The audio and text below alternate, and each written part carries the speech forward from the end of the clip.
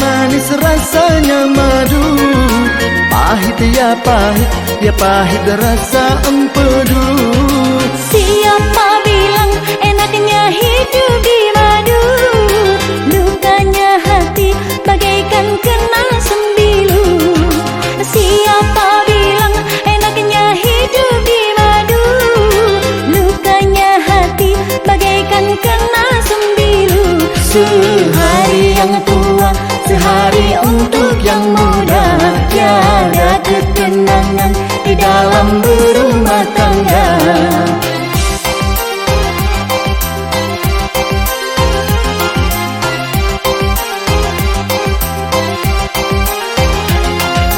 Sungguh pahitnya empedu rasa empedu. Sama pahitnya jadam rasanya jadam. Sungguhlah sakit di madu, hidup di madu. Kalaulah tidur mengigau setiap malam. Sungguhlah sakit di madu, hidup di madu. Kalaulah tidur mengigau setiap malam. Terasa pedihnya kalau si buyung bertanya, mengapa ayahnya tak betah tinggal di rumah.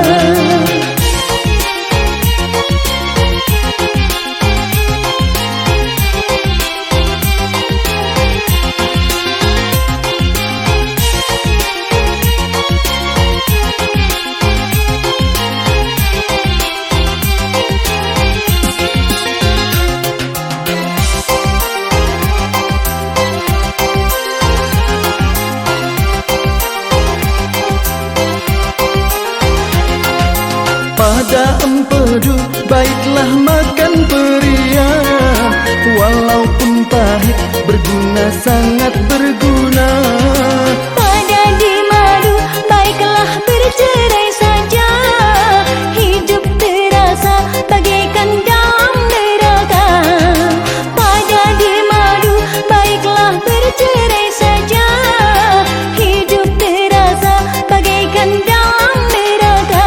Sehari yang tua, sehari untuk yang muda. Tiada ketenangan di dalam berumah tangga. Terasa pedihnya kalau si buyung bertanya, mengapa ayahnya tak betah tinggal di rumah.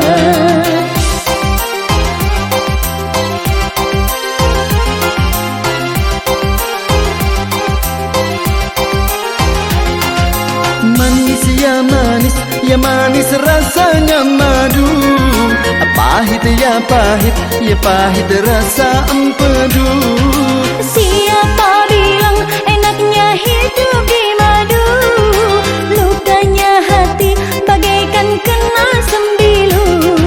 Siapa bilang enaknya hidup di madu? Lukanya hati bagaikan kena sembilu. Sehari yang tua, sehari untuk yang muda.